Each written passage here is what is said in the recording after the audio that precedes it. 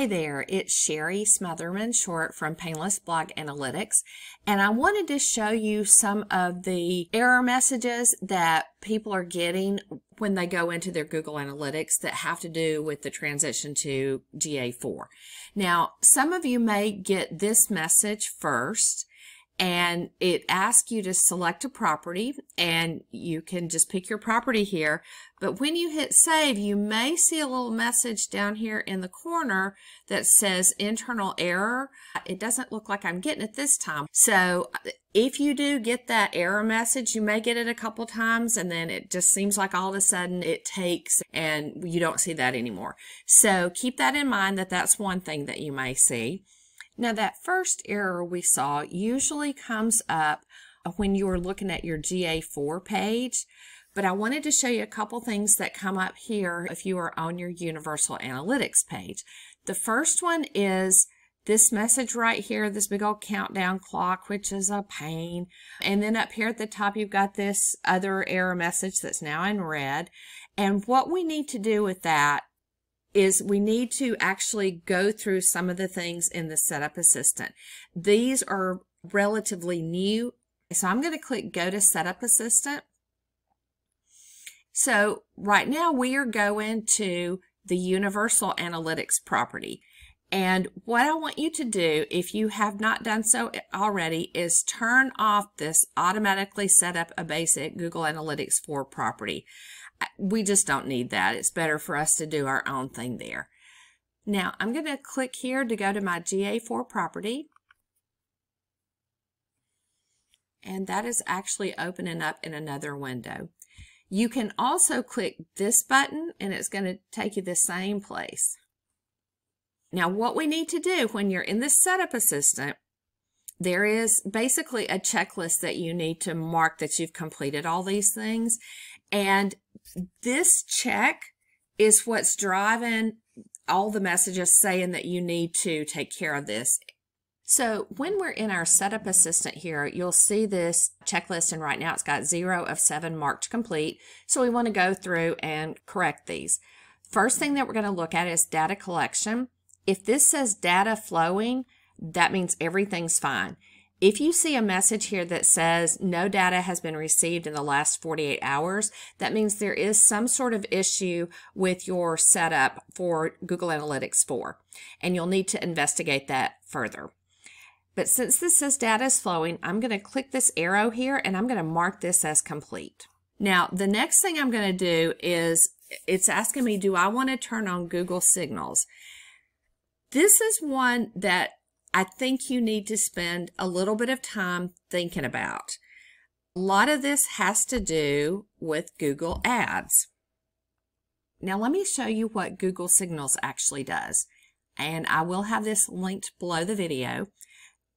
It asks you, do you want to activate? And here's what Google Signals enables: cross-platform reporting, remarketing with Google Analytics, advertising reporting features, and demographics and interests.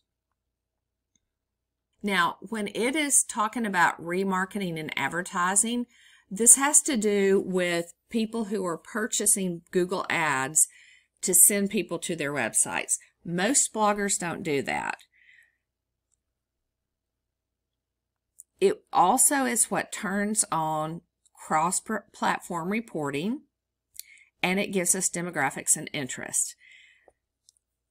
If you are doing some kind of e-commerce stuff on your site, you're probably going to want these turned on.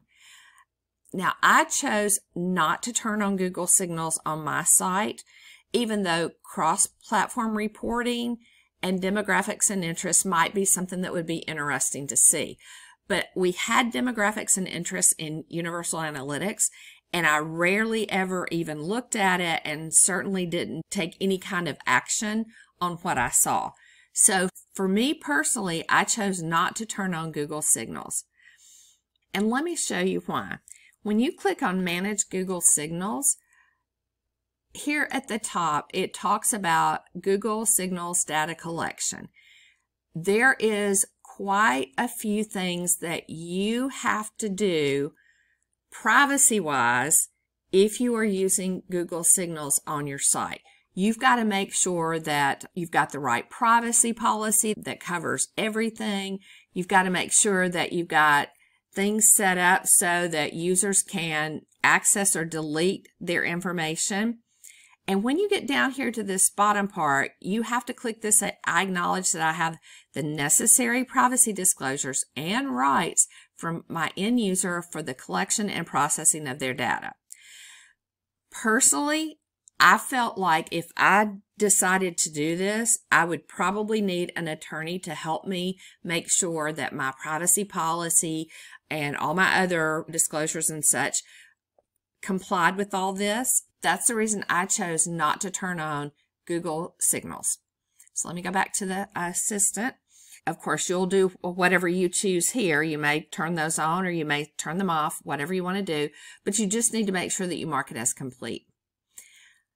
Next, it's asking me to set up conversions. Again, my blog is not an e-commerce site. That's not something I want to collect, so I'm going to mark that one as complete. Define audiences.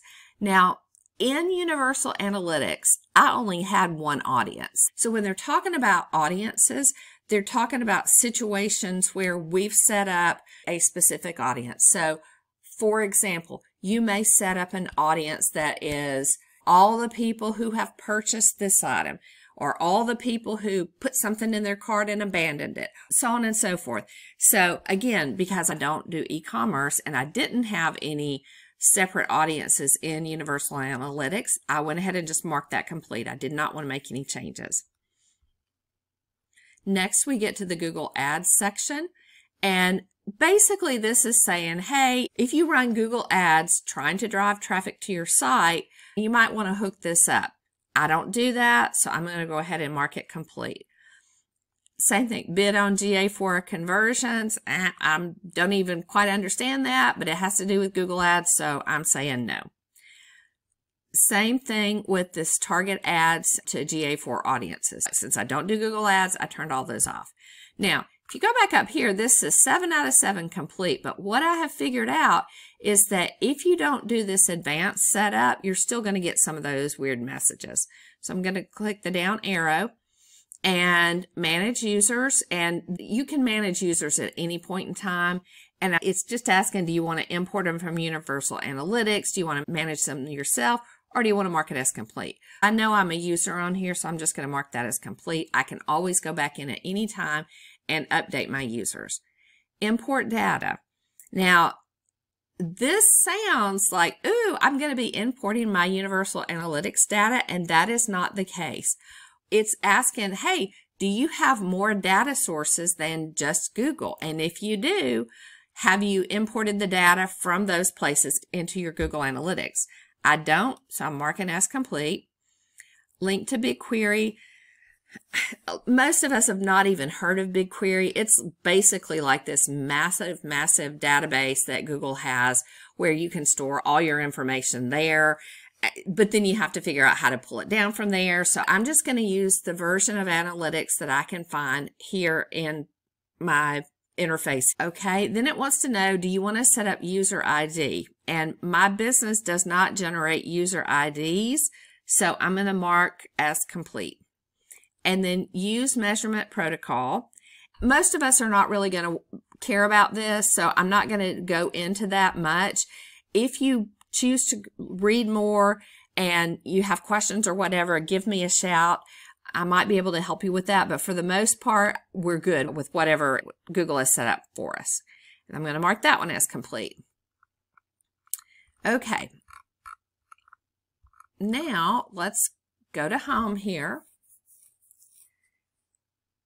Look at this. We do not have that red box at the top.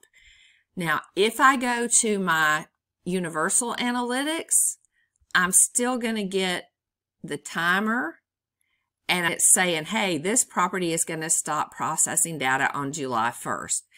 So the way I think you can get around seeing this every time you open up Google Analytics is by going ahead and making GA4 your default page. I actually have a bookmark on my bookmark bar that will send me to this. So what we want to do is change this so that it goes to GA4 first.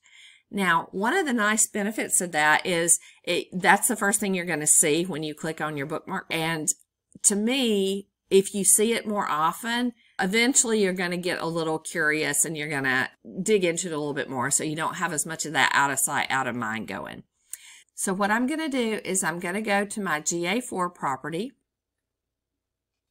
and I am going to copy this here. Just copy the URL. Then if I right click on the actual bookmark and go down to edit, and the name's going to stay the same, but you want to go into this URL field, make sure that you delete everything out of there, then paste in this URL that we marked here, and then we're going to click save. And then I'm going to just close out some of these things, including this analytics stuff. And then when I go back over here and I go into analytics, I'm going to GA4 and I don't see the timer, I don't see anything. However, if I change back to my universal analytics, then I'm going to get those messages. And again, they're trying to push people to go to GA4. And I know it's hard, but I promise the more you play around in it, the easier it becomes. So I hope this has been helpful. I know it's been a little bit of a long video, but it's a couple of ways to get rid of some of these crazy messages about GA4. Want to learn more about Google Analytics 4? Then you're going to want to check out my GA4 Quick Start course. It was created specifically for bloggers. I'll include a link in the description below. Thanks for watching.